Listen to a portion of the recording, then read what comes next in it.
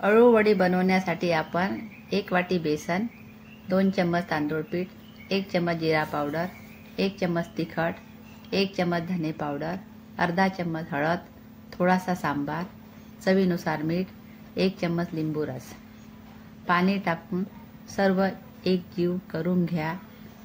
त्यात गुठळी राहायला नको म्हणून जास्त घट्ट वाटत असेल तर पुन्हा थोडे पाणी टाकून मिक्स करून घ्या। हे आपले वडीसाठी मिश्रण तयार झाले।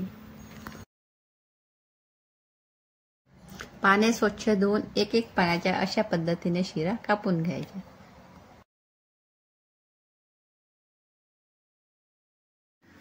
ताटावर अशा पद्धतीने पान घेऊन त्या पानाला अशा याच्याने पूर्णपणे मिश्रण लावायचे आणि दुसरं पान त्याच्यावर अशा पद्धतीने ठेवून त्या पानाला पण मिश्रण लावणे। अशा पद्धतीने 6 पानाला मिश्रण लावणे। मी 6 पाने घेतलेली आहे।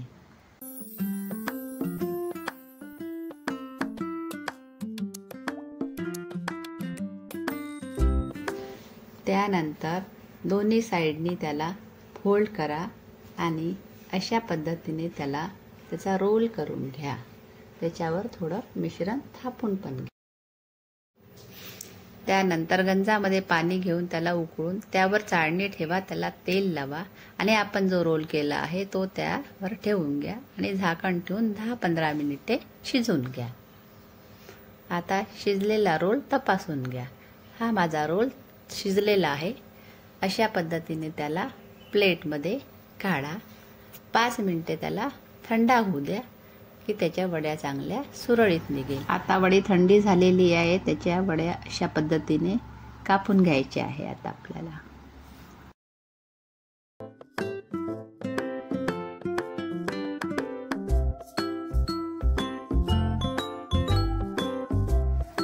आता तेल टाकून त्याला चांगलं तेल तापवून घ्यायचं आणि वड्या तळून घ्यायच्या।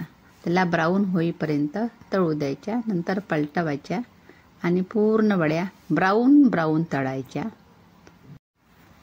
या वडीमध्ये आपण तांदळाचे पीठ जे घातले आहे त्यांनी वड्या इतक्या कुरकुरीत होतात की थंड झाल्या तरी त्या कुरकुरीतच राहतात। आता आपल्या वड्या पूर्णपणे ब्राऊन तळून झालेल्या आहे। ताटलीमध्ये टिश्यू पेपर घेऊन त्या एक एक करून काढून घ्यायच्या आहेत।